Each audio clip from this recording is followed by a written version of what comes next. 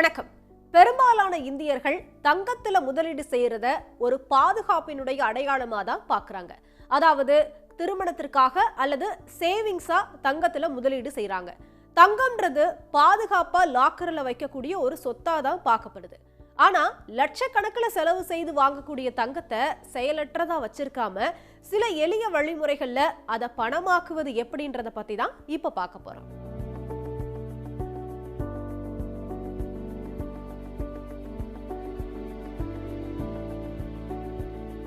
Gold monetisation scheme, அதாவது தங்க நகைகளை பணமாக்கக்கூடிய திட்டம். இந்த திட்டத்தின் மூலமா பயன்படுத்தாத தங்கத்தை வங்கிகள்ல வைப்பு வைத்து ஆண்டுக்கு 2.25 முதல் 2.5% வரை வட்டி பெறலாம்.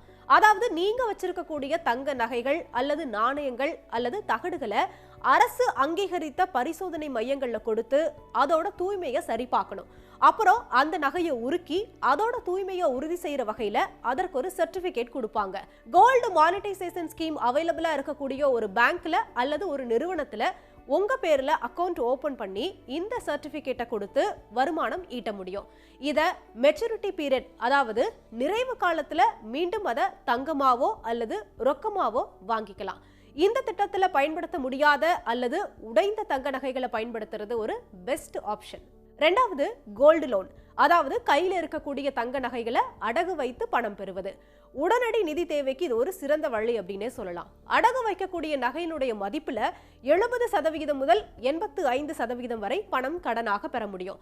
அது எவ்வளவு நகை அடகு வைக்கிறீங்கன்றத பொறுத்து மாறுபடும். அதாவது 2.5 லட்சம் ரூபாய் வரை கடன் வாங்குறீங்கன்னா நகையோட மதிப்புல 85% வரை கடனா பெறலாம். இந்த கோல்டு லோன் குறைந்த வட்டியில பணத்தை பெற ஒரு எளிமையான வழியினே சொல்லலாம். குறிப்பா உங்ககிட்ட விவசாய நிலங்கள் இருந்துச்சுன்னா அதை சான்றா வைத்து நகைக்கடன் பெறும்போது இன்னும் குறைவான வட்டி விகிதத்துல கடன் பெற முடியும். கூட்டுறவு போன்ற பொதுத்துறை வங்கிகள்ல கடன் பெறுவதன் மூலமா மிக மிக குறைவான வட்டியில கடன் பெற முடியும். ஆனா குறிப்பிட்டபடி கால அவகாசத்துக்குள்ள பணத்தை செலுத்தலைன்னா தங்கம் ஏலத்துல விட்டுருவாங்க. இந்த சூழ்நிலையில தான் தங்க நகை கடன் வாங்குவோருக்கு அதிர்ச்சி அளிக்கக்கூடிய விதிமுறையை ஒன்றிய நிதியமைச்சர் நிர்மலா சீதாராமன் கடந்த பட்ஜெட்ல கொடுத்திருக்கிறாங்க. அதாவது ஏப்ரல் 1, 2026 முதல்ல அமலுக்கு வரக்கூடிய வகையில புதிய விதிகளின் கீழ் கடன் வாங்குறவங்க 12 மாதங்களுக்குள்ள அசல் மற்றும் வட்டி ரெண்டையுமே திருப்பி செலுத்தணும். இதுக்கு முன்னாடி வட்டி தொகையை மட்டுமே செலுத்தி கடன்களை புதுப்பித்து வந்த நிலையில இந்த விதி இப்போ மாற்றப்பட்டிருக்கு. இன்னொரு ஷாக்கிங்கான நியூஸ் என்ன தெரியுமா?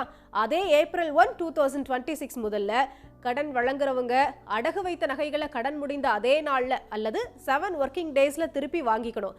இல்லைனா லேட் ஆகக்கூடிய ஒவ்வொரு நாளுக்கும் 5000 ரூபீஸ் வரை ஃபைன் போடுவாங்க. ஸோ கோல்டு லோன் வாங்கணும்னு நினைக்கிறவங்க இந்த விதிமுறையெல்லாம் தெரிஞ்சுட்டு போங்க. மூணாவது, கோல்டு லீசிங், அதாவது தங்கத்தை விற்காம அதுல இருந்து வருமானம் ஈட்டுவது.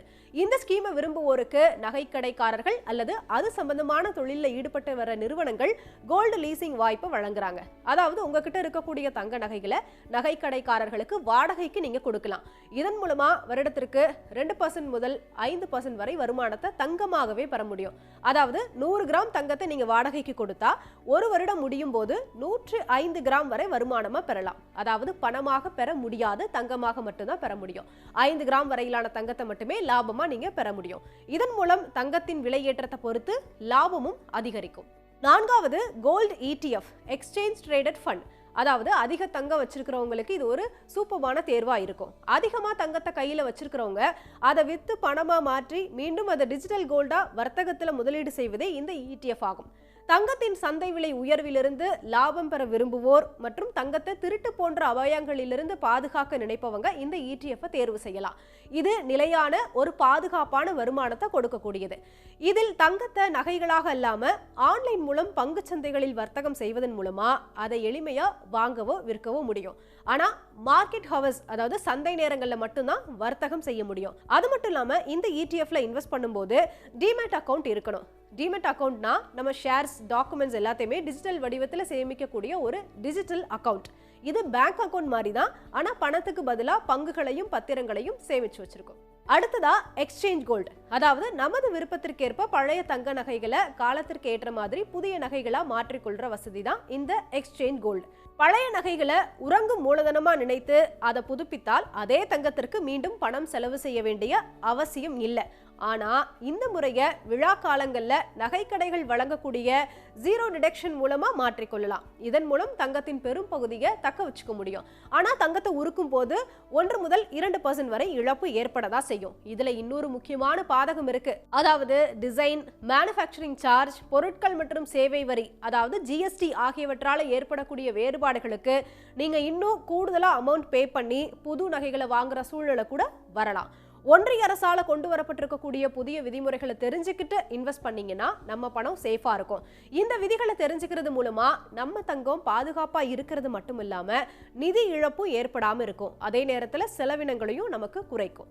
மேல சொன்ன வழிமுறைகள்லாம் பயன்படுத்தி தங்கத்தை செயலற்ற சொத்தாக வச்சிருக்காம குடும்ப வருமானத்தை உருவாக்கலாம்.